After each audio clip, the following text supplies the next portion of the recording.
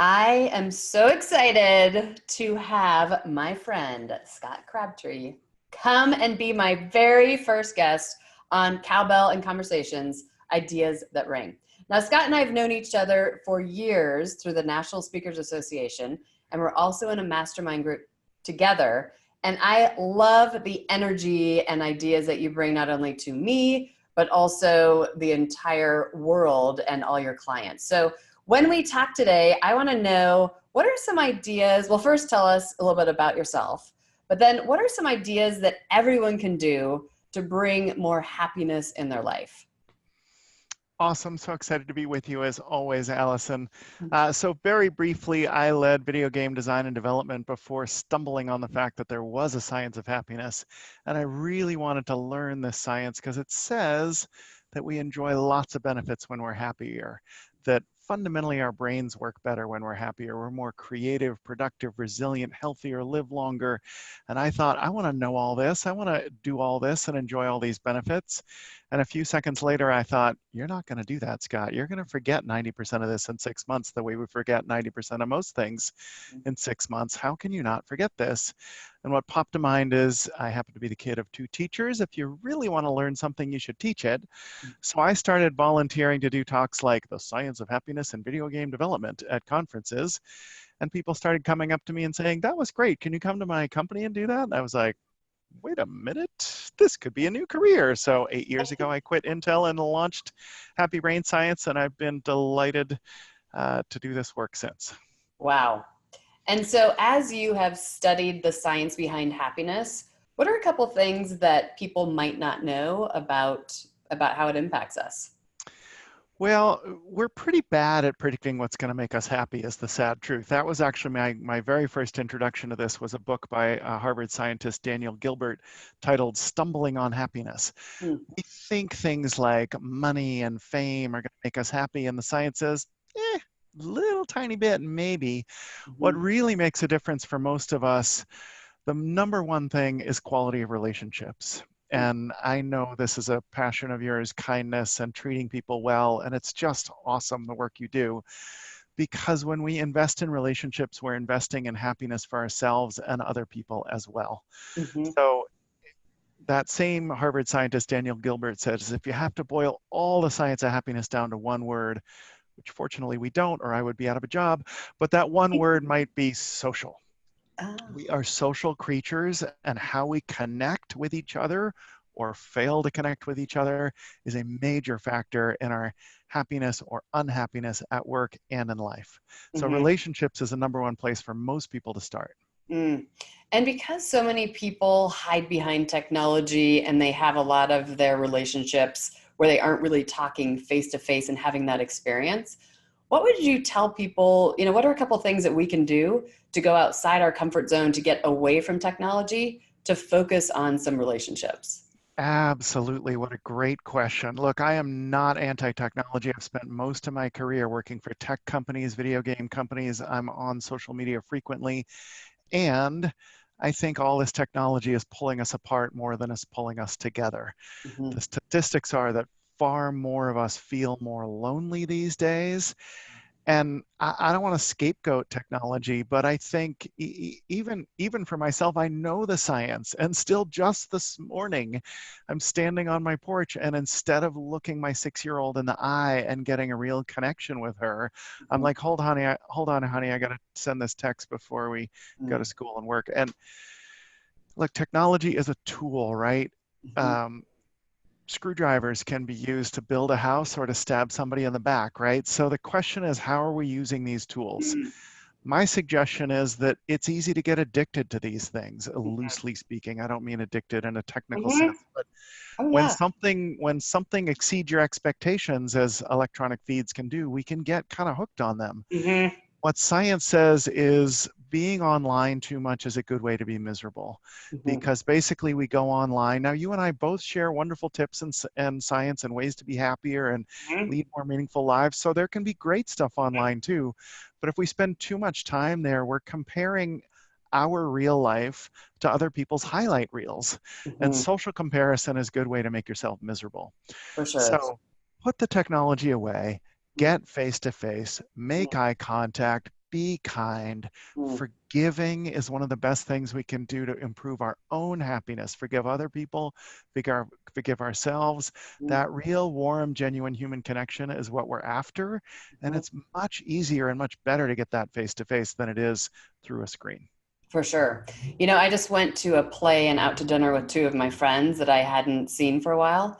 And I hadn't been to a play for a while. And so I think Uh-huh. also planning things is a way to make sure that we do plan for happiness. Because unfortunately, we have to make time to do so. Otherwise, you'll say, like, yeah, we should get together, or just keep sending texts. But I think planning to actually hook up with people will also help everyone. What do you think? Absolutely. There's a phrase that I picked up, and I don't know who to attribute this to, so sorry, whoever I should be quoting.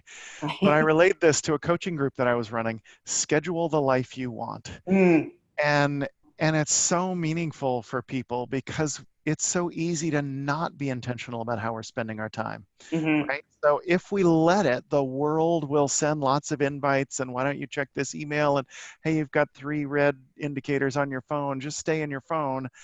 How do you want to spend your day? Hmm. How do you want to spend your life? Hmm. And furthermore, when you make plans with other people, it gives you happiness in the moment looking forward to it and when it happens. So I Right. mentioned money earlier. Generally speaking, once your basic needs are met, a lot more money makes you a tiny bit happier. But Hmm. there are ways to spend money to boost your happiness. And one of the best ways is just what you alluded to. If you spend money on events in the future with other people, it's one of the best ways for money to actually buy you happiness. So schedule the life you want. Fill your days, fill your calendar with friends and relationships and meaning and fun, and you'll end up happier and therefore more successful according to the data. For sure. Now, when we are happier, how does that really affect work? Because how we show up at work, our attitude, I know, has so much impact, but I'm not sure of the actual science. So, can you talk to us a little bit about how our own personal happiness will affect work, will affect productivity, profits? How does the science play in that? Yeah, such a good question, Allison. And first of all, just let me say, because I think it's important, nobody is blissed out all the time. And that's not what my work or your work is about, right? I mean, hard things happen to us. And when bad things happen to good people, appropriate response is to feel bad. So this is not like, oh, you should just be blissed out all the time. Right. That's unrealistic. But there are choices we can make. Life is a buffet of options, and what we pick will affect our mood and our well being.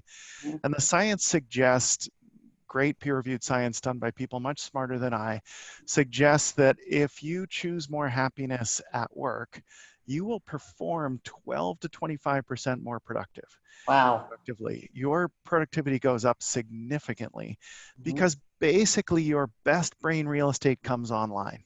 Hmm. So we got a lot of different parts in these complex brains of ours. And when we're feeling good, we get into prime brain real estate, our uniquely human brain areas that do our best work. And Hmm. if we're feeling unsafe, unhappy, guarded, we go more emotional and more primal and more fight or flight and more lashing out at people and behaviors that are just counterproductive and don't lead to our best work. So a lot of studies show we're more creative when we're happier. Hmm. We're more resilient. We bounce back from those inevitable hard times more effectively. We're more sociable. We work better together. We Hmm. bring more energy to work. We're more engaged at work. And again, we're healthier and live longer. So happier people show up at work more often, in the emergency room less often. Hmm. All of that leads to success at work because we chose happiness. For sure. So if you were to give people, we only have, the last quarter left in 2019. If you were to give people some suggestions on how to be more intentional and actually set goals for happiness, what are some ideas that are realistic that everyone could implement?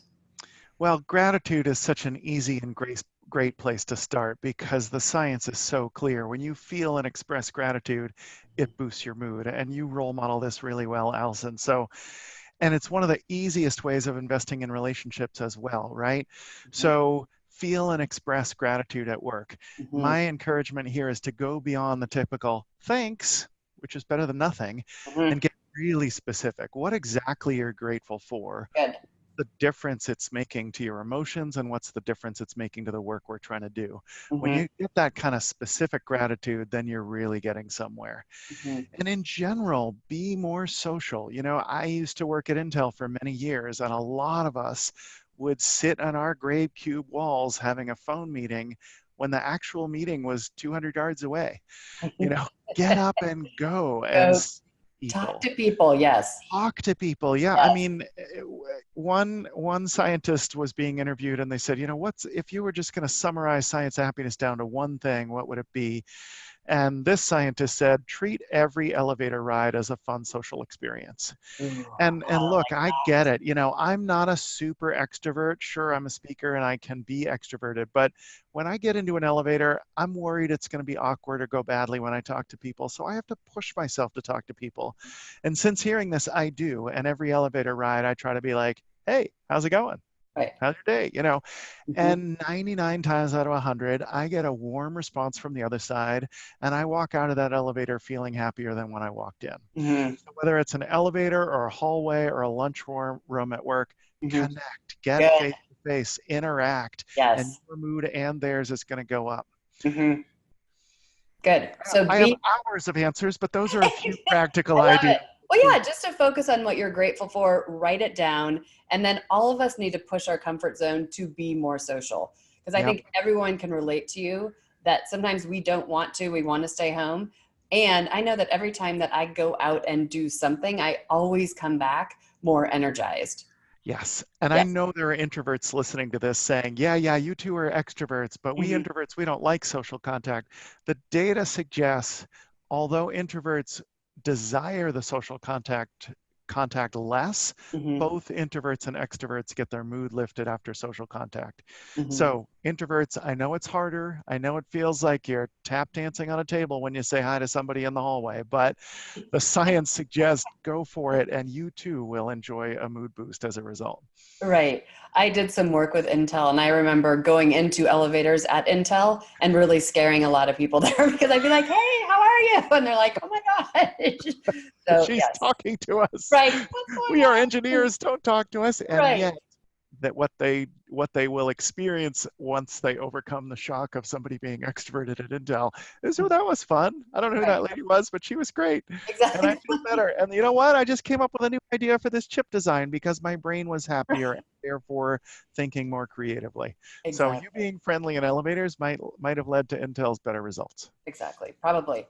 Yeah. So challenge ourselves to look, stop looking at our phone, make more eye contact, even if it's more uncomfortable, because that social aspect will truly impact our happiness. I love it. And then, Yep. Scott, what do you do for companies as far as impacting their happiness, just so people know who you are? So I do a bunch of different workshops, science of happiness, employee engagement, etc. I also have an online course about the science of happiness at work, and I also have this card game that teaches Yes. happiness and engagement at work, and I do individual and group coaching. Hmm. Basically, if there's a way for me to teach the science of happiness and well-being at work so that people can choose more happiness and engagement and feel better and perform better, I'm interested in learning it and teaching it however I can. Fabulous. Well, it's time for some cowbell. Woo! That was Woo! definitely an idea that will ring because if we become more happier, it has a ripple effect on every aspect of our life and also how we show up to work with way more productivity and, of course, getting more profit to the bottom line. And that reminds me of one final point. The Yes. science is clear that happiness is literally contagious. Oh, yeah. So if Oh, for you sure. can find a way to show up at work a bit more cheerful, your good mood will literally come back to you through others. We use mirror neurons, they're called, to literally catch our moods from each other. So Mhm. what are you spreading at work? That's what you're going to get back at work. See if For you can sure. spread a bit more positivity and happiness and friendliness. I love it. Well, thank you so much for taking time. I know My that at pleasure. least I get reminded of why it's so important to be intentional, write it down, go out, socialize just a little bit more, and we'll see some more happiness. So thank you very much for being my first guest. Thank you so much And for having me, Allison. yes, you're welcome. And we'll see you later. Bye. Thank you.